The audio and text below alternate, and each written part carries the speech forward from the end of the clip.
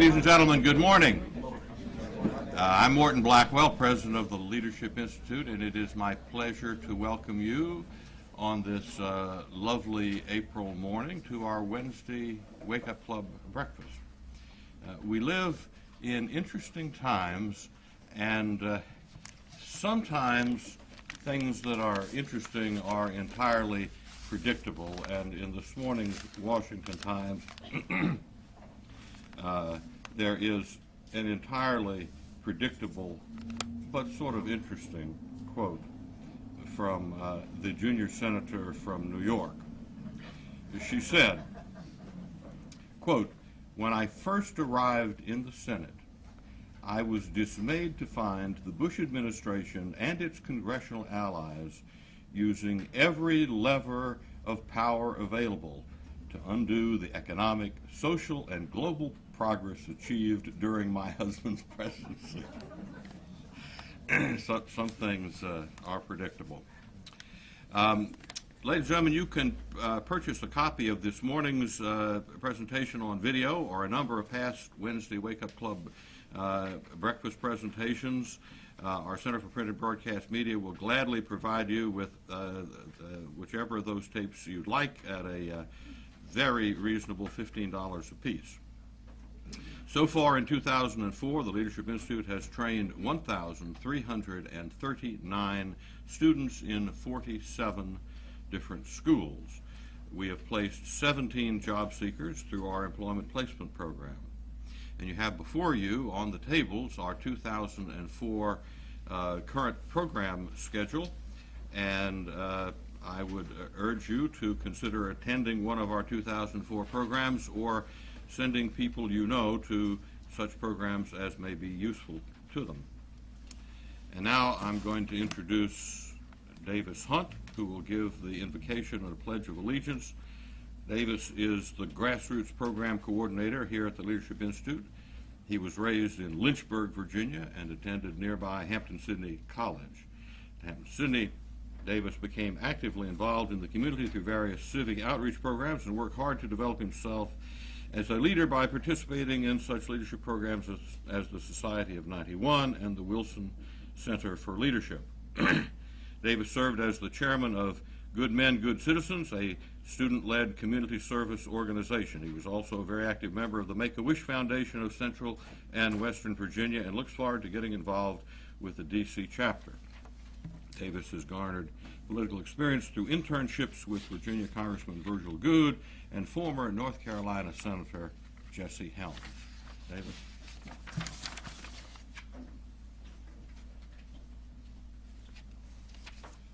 If you'll bow your heads, please. O Lord, our governor, whose glory is in all the world, we commend this nation to thy merciful care, that being guided by thy providence, we may dwell secure in thy peace.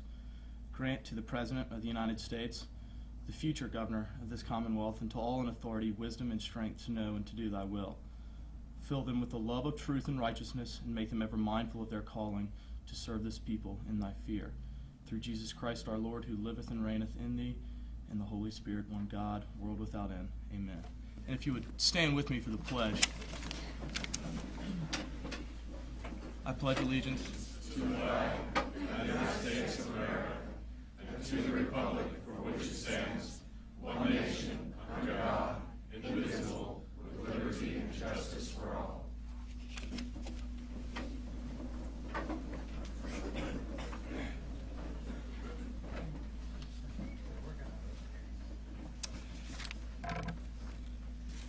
Thank you very much, Davis. I recognize some familiar phraseology there from the Book of Common Prayer. Now I introduce Billy Parker for an update on the activities of our programs department. Billy is the Director of Professional Services for the Leadership Institute's Employment Placement Service. Previously, Billy was the National Field Director for our Campus Leadership Program. I refer you to the website, www.campusleadership.org. Billy has helped train hundreds of college students to fight the left on campus and across the country. He has been involved with the Campus Leadership Program for 5 years and used his experience to help develop the next generation of conservative leaders.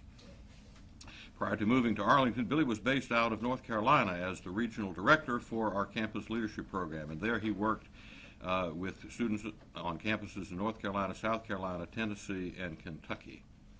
In 1998, Billy graduated with a Bachelor of Arts in Political Science from North Carolina State University.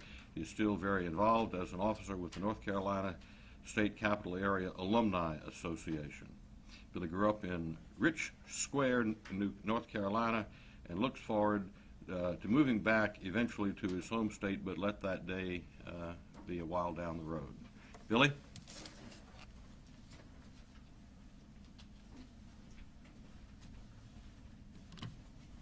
Thank you, Morton. I always like to open up with, who knows where Rich Square, North Carolina is? Well, we got one person. All right. Last time I had 2 or 3, so I was shocked. So Rich Square is a very small town. Thanks for coming out this morning. It's not easy getting up this early, but you know, we have some loyal people who make it out almost every time. So thanks for coming out. Let me start out with this. Most of you are probably familiar with our mission statement, and that's to identify, recruit, train, and place conservatives in media, politics, and government. That's our mission statement. That's what we do.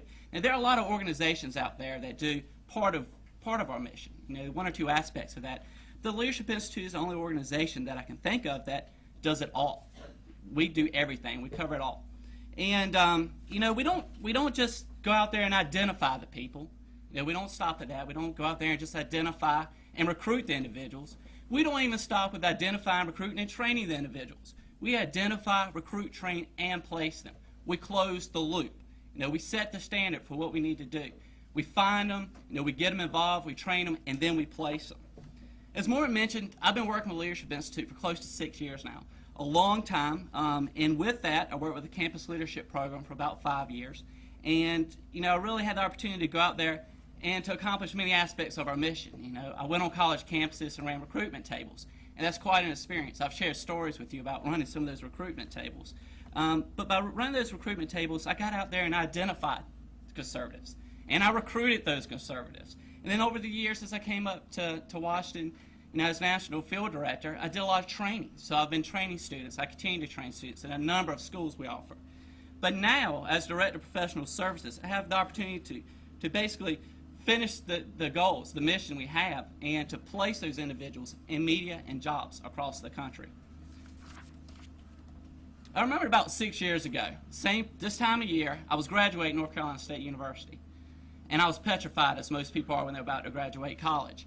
I had my parents screaming at me, you got to get a job, you got to get a job. What are you going to do with a political science degree? I'm like, I don't know, I'm trying to look for a job, I'm doing the best I can. So what do? I go to our Career Services Department in North Carolina State. It seems like that would be a good move. It seems like they might be able to help you out a little bit. Not so. If you're a conservative political science major, apparently Career Services is not the place to go. They had little if nothing to offer me when I went there. So that did not help the situation at all. I left even more frustrated. They really couldn't even direct me how to write a proper resume. So at that point I figured I'd be unemployed, have to live off the government maybe. I didn't know what was going to happen. So continued looking for a job, and I found the Leadership Institute. Thank goodness, it saved me.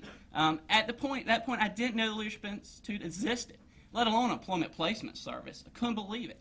So I got involved. Next thing I know, I had a job at the Leadership Institute. And, today, ironically, I'm actually, 6 years later, helping to place these individuals, which is great. And my parents were very happy I got a job, by the way. So I didn't move back home. It was great. I was driving home about a week ago, and I got a call on my cell phone. And it was a student. And this kid, answered the phone, and he was just ecstatic. He was going crazy. He's like, I got an email from you. He's like, it said you could help me get a job. He said, I'm graduating. Can you help me? I'm like, calm down. Absolutely, we can help you out. Talked to him for a while, got him plugged into the system. And when I got off the phone with him, I just felt really good, about what we were able to offer this kid. He was in the same boat I was. I know exactly how he felt. And that's what I was explaining to him. And I was trying to tell him not to worry, it'll be okay. But we're going to be able to help him get him a job. And what a great feeling to know we have a student who we trained, got active, got involved, and we're going to be able to place him, with an organization or somewhere that he's going to be able to use these tools and be effective and get paid, which is a huge, huge bonus for him as well. The way I really see our services is a bridge. We're sort of a bridge to connect all these students and other individuals, looking for jobs that are qualified, conservative people that we train through a number of our seminars we offer here at Leadership Institute. They're quality individuals. People know that. We have a reputation for that. We get phone calls every single day from organizations saying, listen, we need somebody, we're looking to hire someone, who do you have? And when they call us, they know they're going to be conservative. Because if they go through the Leadership Institute, they're going to be conservative. So we sort of serve as that bridge that takes them from looking for a job to getting the actual job. So they're sort of a bridge of success. Basically, let me run over a few numbers with you real quick. Our employment placement, and Morton just mentioned it, we have placed 17 people already. Last year we placed 60, which means we're well on the way to break the record of what we placed last year. Thanks to Jim Cromwell, who's done a great job. And our media placement, last year we placed 27 people in the media outlets. And for example, with our broadcast journalism school, we currently have basically 461 known people working in the media, and 219 that are currently working in the media, and 97 that are currently working in TV news. Now think about that for a second. Now, that's 97 people working in TV news. That could be the next Katie Couric or Dan Rather. Now, what's so great about this? They're conservative. Isn't that great? You turn on the TV, you don't have to listen to Dan Rather. You have a student, somebody who used to be a student, was trained through Leadership Institute, that is known to be conservative, and they're out there in the forefront, which is great. So hopefully we're going to have a lot of success with that. We continue to do so. This year we're well on the pace to just crush the records of students trained once again. We seem to do it every year. And basically what that means, we have more students we can place. So more students we train, more students we're going to place. So it's a great cycle that continually just repeats itself. And we're very excited about the opportunity of getting these people placed where they need to be and make the changes that can affect the conservative movement. And basically, Leadership Institute is going to change the world one person at a time. Each individual that takes a training seminar, and we identify them, then we recruit them, and we train them, and we place them, we complete the loop, they're going to make an impact. I'm going to leave you with this. If anybody is sort of the person I was about 6 years ago and needs a job, anybody out there? All right, we've got a couple people. I have my cards here. I'm going to leave them right here. Please take them. Even if you don't need them, please take the cards. I don't want to come up here in an hour and all my cards are sitting there. I'm going to feel really bad. So please take a card. Even if you know someone that's been involved with the Leadership Institute that's currently looking for a job or even an internship, please let me know. We're here as a resource. We want to help people out. And please take advantage of us, because that's what we're here for. That's pretty much it, and please grab a card. Thank you very much.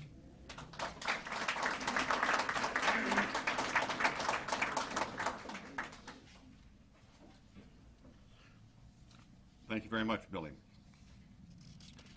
And now I introduce Ty Bales, who will introduce our outstanding speaker. Ty is the director of our grassroots programs here at the Leadership Institute, which is our largest program. His department specializes in training conservative candidates, campaign staff, and activists how to run effective grassroots campaigns. Ty has trained dozens of Republican candidates who have gone on to win their campaigns for state senate, state house, and local offices. In the fall of 2002, Ty was deployed by the Republican National Committee's 72-hour task force to work on a successful White House team targeted congressional race. Ty has been involved in Virginia and national politics for over a decade. He's worked on several U.S. congressional campaigns, the U.S. Senate campaign, and state house and state Senate campaigns personally. In the fall of 2003, Ty managed the Rich Kelsey campaign for Arlington County Board here in the People's Republic. And it was an aggressive campaign and dramatically outraised its opponents and showed strong support for the first time in a long time for an Arlington Republican candidate. With Ty's help, Kelsey even garnered the local newspaper endorsements and outraced his opponents 3-1. He didn't win, but he had a great campaign, thanks in large part to Ty's efforts. Ty grew up in Virginia and is a graduate also of Hampton City College, where I guess just last weekend you did a grassroots activist school. And while the Institute is certainly a nonpartisan organization, I might mention that Ty is currently a candidate for the chairman of the Republican Party here in the 8th Congressional District. Ty Bales.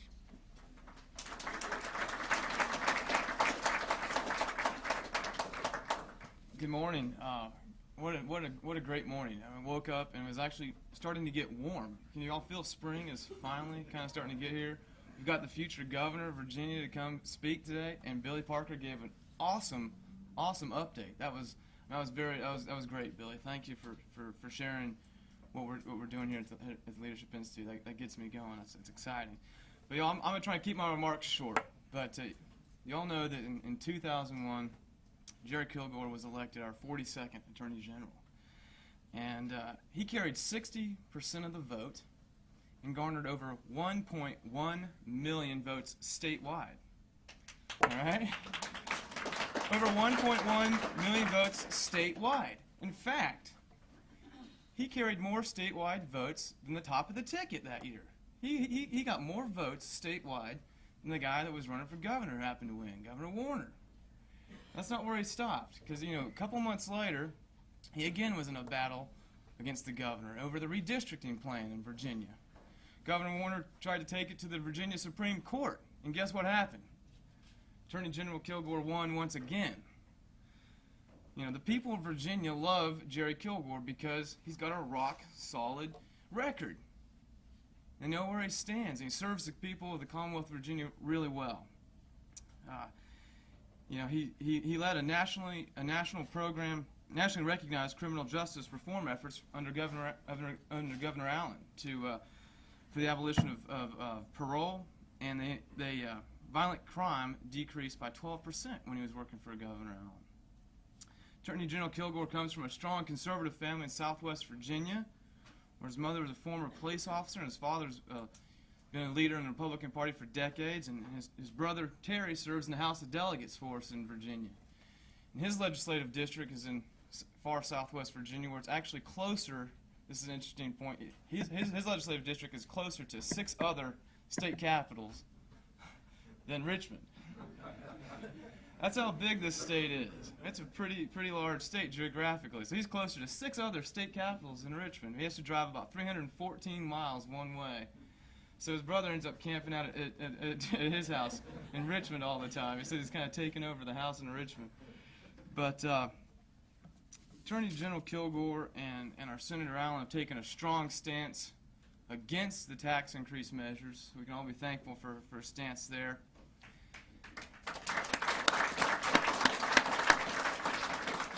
An absolutely strong leader whose record speaks for himself.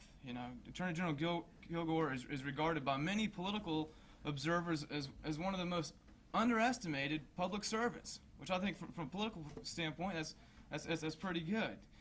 It can sneak in there under the radar, but consistently beats expectations. And not to set the bar too high for this morning, I'm sure he's going to do a great job. But it's my pleasure to introduce to you our next governor of Virginia.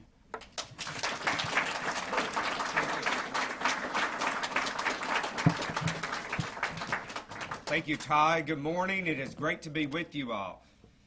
It's great to be with Morton Blackwell. Thank you for your leadership. Thank you for your vision here, training good conservative leaders for the future, and I'm very excited that one day conservatives will take over the national media in this country, and thank you for trying to make that happen. And Helen, it is great to be with you. Thank you for all the work you have done in past years, not only in Republican Party, but for conservative principles all around. I thought this one was on. I'm sorry. I know you call this the Wake Up Club. We're all getting ready to wake up, but I know a group I'd like to wake up. And that's some in the General Assembly down in Richmond that have been asleep, it seems like, not listening to the voters over the past few months. I don't know what's going to happen in Richmond in the coming days. But I do know that I'm going to continue to stand against tax increases because I know and you know that tax increases will not and cannot spur economic growth and our economic recovery here in the Commonwealth of Virginia.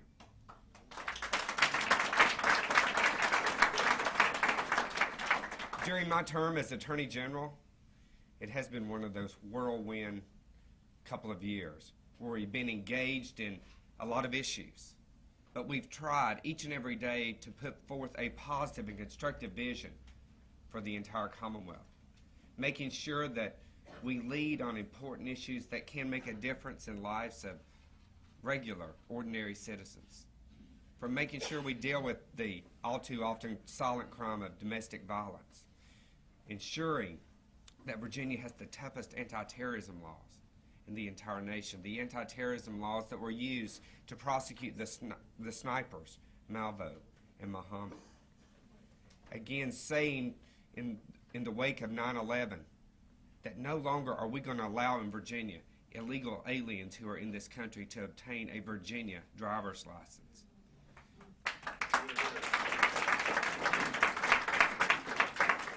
Making sure that we address the new technology crimes that are taking shape and taking over our lives, whether they be identity theft or the increasing use of child pornography and increasing penalties each and every step of the way. I've always had this commitment growing up in a small town, and I should, as Billy did a few minutes ago, ask us if anyone in the room, other than Morton because he's been there, knows where Gate City, Virginia is. Making sure that our government is more open and accessible to its people. Growing up over 6 hours from the state capitol, it is very important to be able to obtain that information over the internet without having to call the clerk of the House or the Senate and ask for the information to be mailed to you, only to have your delegate or senator call and say, why do you want this information? That's happened time and time again. But we're going to continue to work on open government initiatives, making sure that we understand that the government works for us and that we have a right to know every decision they are making. This session, we continue to build on our successes as we continue to address other issues. Our anti-gang initiative will seek to address the growing youth gang problem in Northern Virginia and down in Tidewater, because we see the results every morning when we pick up the newspaper, another act of violence by a youth gang, another initiation procedure that has jeopardized law-abiding citizens. This session was a very successful session for the Attorney General's office in that we were able to get the General Assembly to pass 46 out of 49 pieces of legislation that we put forth, and we're going to continue to work on issues in the coming year. As a Republican, I recognize that we have a diverse group within the Republican Party. We understand that we don't always agree on all the issues all the time, but we have always stood for, we've always rallied behind the principles that a limited government and a low tax burden on hard-working Virginia men and women is the right policy for the Commonwealth and for this nation. It bothers me this morning when elected officials are being criticized for sticking to their principles. We ought to want leaders that stick to their principles. We ought to want leaders that keep their promises. Otherwise, I submit we might as well pick our elected representatives through a lottery. Now, if you look at it, we are a representative democracy. Our leaders ought to stand for what we believe in and ought to go to Richmond and vote the way we want them to vote. If you listen to the Democrat leadership at either the state or the national level, you'd believe the sky was falling this morning. If you believe their propaganda, we'd be lining up in Richmond, or we'd be lining up over in Washington and throwing our hard-earned money into the state or federal coffers just to save ourselves for the end that is surely coming if government doesn't get more money. Ronald Reagan believed, as a party, Republicans must offer a vision, and that vision to succeed he said, "We must remove government's smothering hand from where it does harm. We must seek to revitalize the proper functions of government. But we do these things to set loose the energy and ingenuity of the American people." I believe in Ronald Reagan's vision for America, and most importantly, that vision for Virginia. If you look around Virginia, from the coal fields where I grew up to Northern Virginia down to Hampton Roads, you'll see a lot of history in our 400 years of being in existence. But you're also going to see a lot of opportunity. As a government must work with the business community and others to set loose the ingenuity of Virginians so that Virginians can use their entrepreneurial spirit to go out and create opportunities for all Virginians. As conservatives, we have to stay true to that vision so that the best within each one of us is unleashed. That's the strength of Virginia. That's the strength of being a conservative. We believe in individuals. We believe in their ability to thrive. That no matter what present danger or problem we're facing, we're optimists and brighter days are yet ahead. That was the embodiment of Ronald Reagan. That was his vision.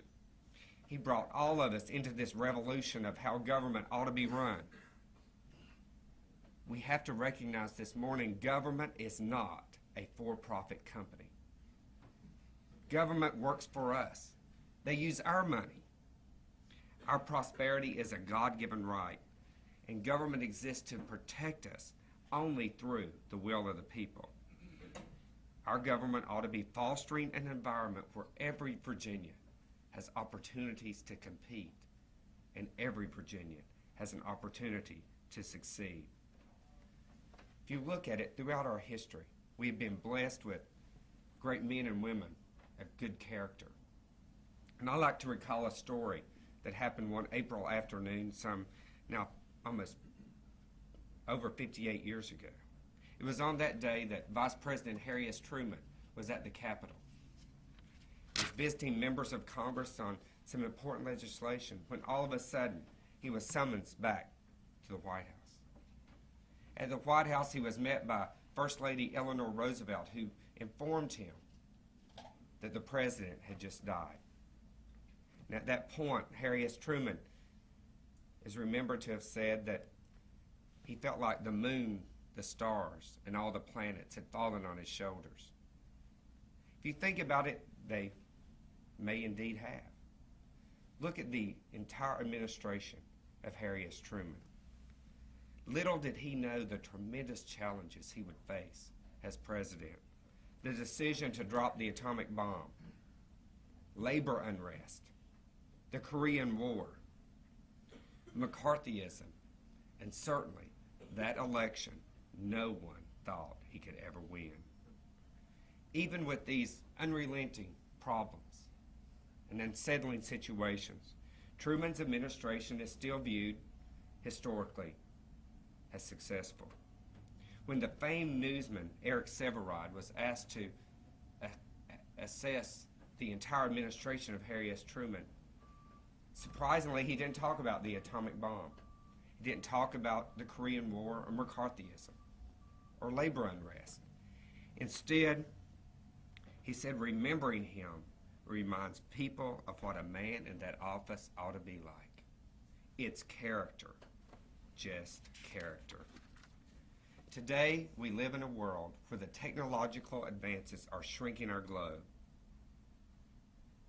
where the technological advances are also expanding our knowledge on a daily basis. We live in a world where prosperity is more prevalent than ever before, yet the specter of poverty still threatens generations unborn. There's a lot of great opportunities in the world today, but there are even greater challenges this morning. How do you prepare yourself to go out and lead in your community? How do you maintain ethics and principles when expediency is now the coin of the realm? I submit each and every day the answer has to be character. And that reminds me of a school project that Kelsey had to complete last year. Kelsey just turned 8 a few days ago. I was at home on my rare at-home nights, and I was working on Kelsey with a back-to-school project on what she wanted to be when she grew up. So it was my chance to influence her. Kelsey, don't you want to be a lawyer just like your dad? I was making headway, I thought. I said, Kelsey, why don't you run for office just like your dad? You know how you love those fairs, festivals, and parades. She is the one child that will go with me to any of those events. If you think about it, every fruit, vegetable, and meat has its own festival named after it in Virginia, at least. So I said, Kelsey, why not run for Attorney General one day? That would be so thrilling to your dad to have your name on the door somewhere down the line after mine. I was making headway. She goes to school, prepares her little booklet that she made, and it's on the kitchen counter when I come in the next night. There on the cover of her little book, she has drawn a little girl at a podium just like this with a microphone in her hand. It is going to be a proud dad moment. I'm so excited. Marty had no idea this was going on, so I open it up in front of my wife, Marty, and it says, Kelsey Kilgore wants to be the ringmaster of a circus.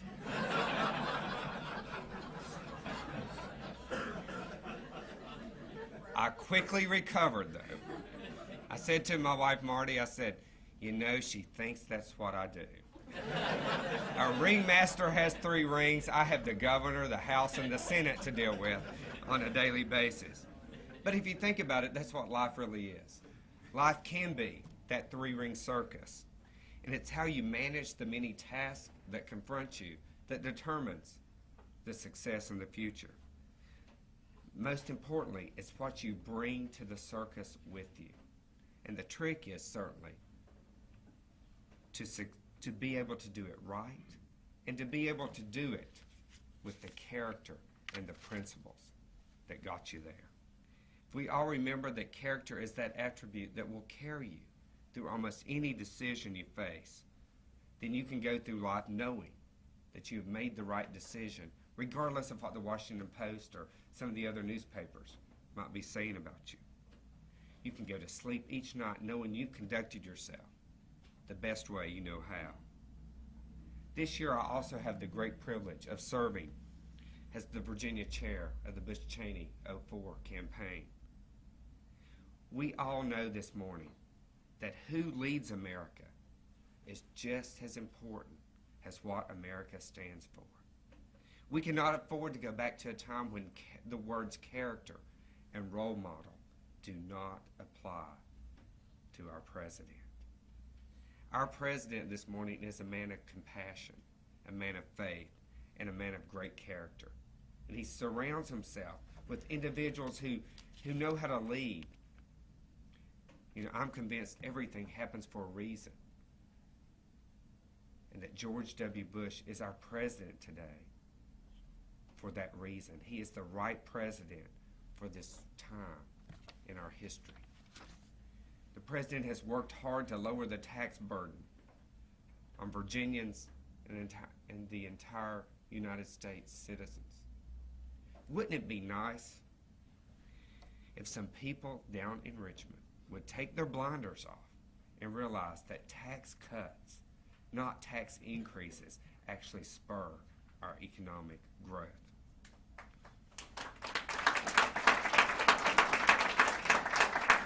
The president had it right last week when I was at an event with him. He said higher taxes would undermine growth and destroy jobs. Just as our economy is getting stronger, raising taxes is lousy economic policy. I believe that more firmly than ever this morning. As conservatives, we have to continue to lead with character. We have to continue to stand on principle. It's easy to listen to the crowd, whoever the press is describing as the crowd. Some days it's harder to stand on your conservative principles. I thank you for the opportunity to be with you this morning. I'm going to continue to stand on those conservative principles, and I look forward to hearing from you in this question and answer session now. Questions? Yes. It seemingly took the Virginia voters over 100 years to decide that we Republicans are best qualified to operate their state government. How long do you think it'll be before they change their mind? Good question. If we as a Republican Party turn our back on the people that put us there, I think the voters will make decisions to turn a lot of people out. You cannot promise one thing in an election and then come down to Richmond and vote the exact opposite. I encourage everyone to go home, and we all have a drawer probably stacked full of campaign material that we've received through the years. And look through that campaign material and look at the brochures. Not one delegate or senator, Democrat or Republican, put in their brochure, send me to Richmond, I'm going to raise your taxes. In fact, just the opposite. All candidates said, send me to Richmond, I'll make sure we don't pass tax increases. I'm distressed, as many other people are around Virginia, that the voices of real, hardworking Virginians are not being heard at our state capitol. Yes? Thank God Virginia is neither California nor New York, nor do we have a... Although California's doing better things this year, they're not raising taxes. Well, but they're pushing same-sex marriage. Right. And as Attorney General, if some mayor in some little town or big town in Virginia were to have the temerity to do that, how would you react? We would file a quick court action to stop it. Well, first we'd issue an Attorney General's opinion and we've issued Attorney General's opinions to say that you cannot, that is not allowed in Virginia. We told every major media outlet that same-sex marriages are not recognized in Virginia, nor is it the public policy of the Commonwealth of Virginia.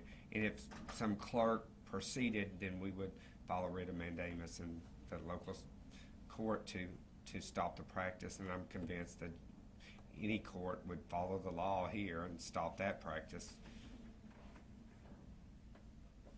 Yes, Helen. You mentioned some legal action the state is taking against illegal immigrants, and that's great. It's just come out in the media this week that here in Arlington, the county government is giving housing subsidies, local funds to immigrants without checking, to people without checking to see if they are American citizens, whereas they do check when they administer the federal funds because it's required. And I wondered, is there anything that can be done to stop this practice? We are looking into that issue as we've been asked a legal question on the issue to make that determination. We have said that the public policy of Virginia is that citizens, not illegals, are entitled to public benefits in the Commonwealth, and the exception to that rule is our public education system, which the Supreme Court has said even for illegals you have to give them a K through 12 education. But we've said at least at the higher education level as well, we've encouraged our colleges not to admit illegals, and if the few that do have that practice, then they have to charge out-of-state tuition for those individuals. Yes? This has been done in the past. I don't know if you or someone up or down in Richmond would be able to do it, but to start a taxable war fund, a voluntary fund, you can send your... We have that in the Commonwealth of Virginia. Then Delegate Eric Cantor, now Congressman Eric Cantor, got the bill passed when he was in the House of Delegates, and guess what? It has a whopping $400 in the account. So I encourage anyone where I'm speaking that if you really feel like that you're not taxed enough, write a check to the Department of Taxation, Commonwealth of Virginia, and we will cash the check and deposit it. It's just, I found in watching this debate in the General Assembly, it's the don't tax me, tax the other guy mentality. All the lobbyists are down there, most of them on these committees of the Tax Us More, whether it's from Northern Virginia or Richmond or Hampton Roads. But then when you go to look at tax policies and look at tax credits and all the other issues affecting taxation in the Virginia Code, they all of a sudden start screaming if you start to take away some tax credits and look at trying to reform the tax system in Virginia first before we go about raising taxes on hardworking Virginians. So their entire strategy has fallen, on deaf ears, in that they say they want to pay more taxes, but when you start discussing that issue with them, they really don't, because they recognize, like we do, it doesn't spur economic growth. Yes. What do we do now to avoid raising taxes? Well, we continue to call our delegates in the General Assembly. They fortunately were able to table the tax increase bills yesterday in House Finance, but I'll tell you the other side of the story that you didn't read in the Washington Post. I would say the truth here. The 10 or so members of the House that will vote for a tax, Republican members of the House that will vote for a tax increase, have put together a plan, but they did not, and they never have, had a deal with the governor or the Senate that any plan they put forth would be accepted by them. In fact, the exact opposite is true.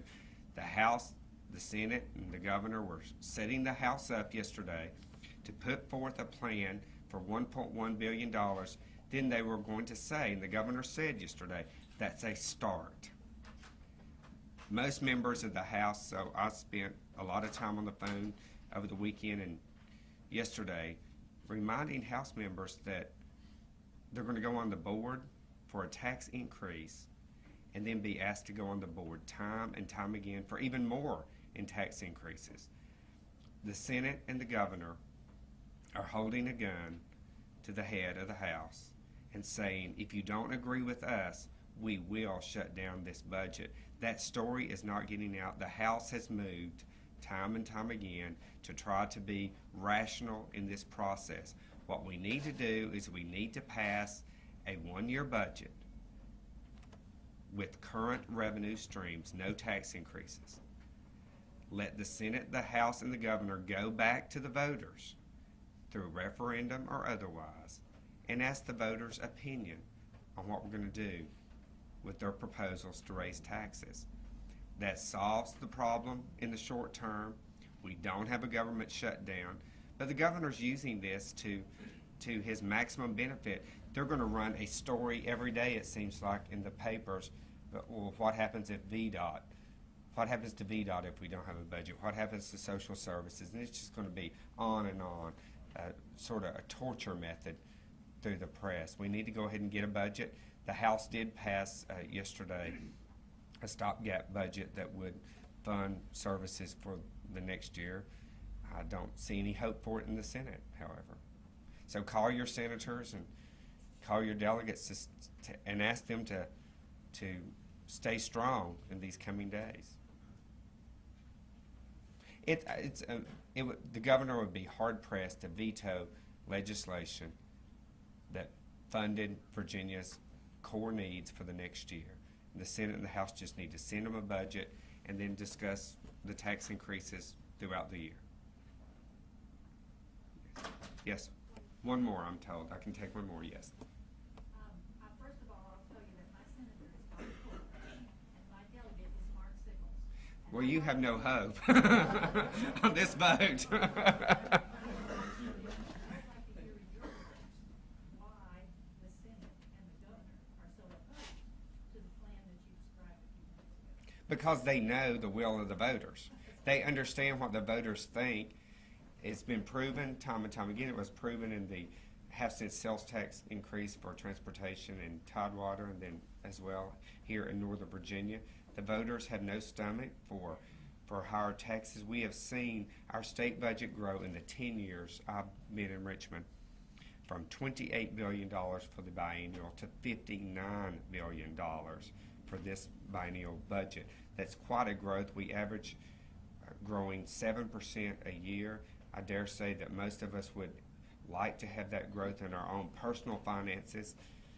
over the past 10 years, but government somehow is not satisfied. Not satisfied with this operation. We do not engage in zero-based budgeting, even in Virginia. We have not wiped it all out and started all over. And there are programs that are on the books that have been on the books for decades, and we have no idea if they are working. But it's time that happens. It will happen in the future, and we're going to live within our means in the future.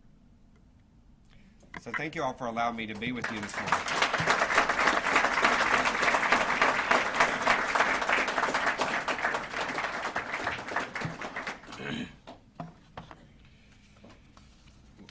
Jerry, a good friend of mine, Stan Evans, says that all too often conservatives come to Washington understanding that it is a cesspool, but unfortunately many of them over time conclude that it's a hot tub.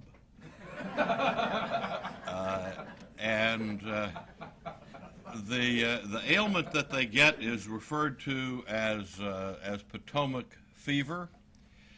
This is not unique even just to the United States. We have graduates, a number of graduates and members of the Canadian Parliament, and the process up there where people elected on conservative principles get elected to the Parliament and veer to the left. They call that being auto-washed.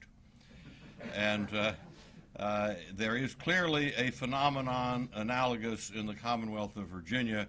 Perhaps we should call it James River fever. People who are elected on conservative principles and then get subjected to the blandishments of the spending interests and and wind up being converted from what they were elected to achieve. I am delighted to see that you show absolutely no signs of James River fever. And I'm glad to say that after all these years that you've been working in Richmond, that you appear to have a natural immunity to that particular affliction. As a little token of our appreciation for your appearance here, let me present you Leadership Institute Adam Smith tie. Thank you so much. Thank you.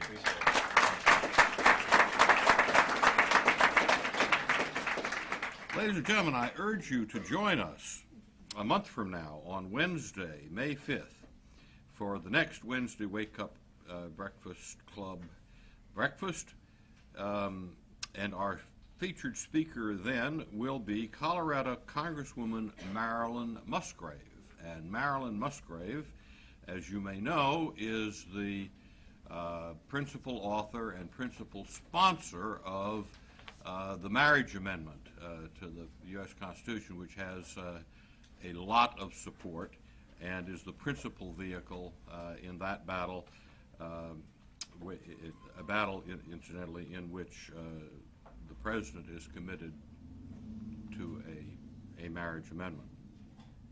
So it's been a great breakfast this morning. I invite those of you who would like a tour of the building to come up here to the podium at the conclusion of the breakfast. Development intern Seth Krause will give the tour. Seth, where are you, Seth? There he is. There's Seth. He'll come up here and give you a tour. If you haven't toured the building recently, we'd be delighted to have you come through. And they'll depart as soon as people gather. Seth will take you out. Again, thank you, and God bless.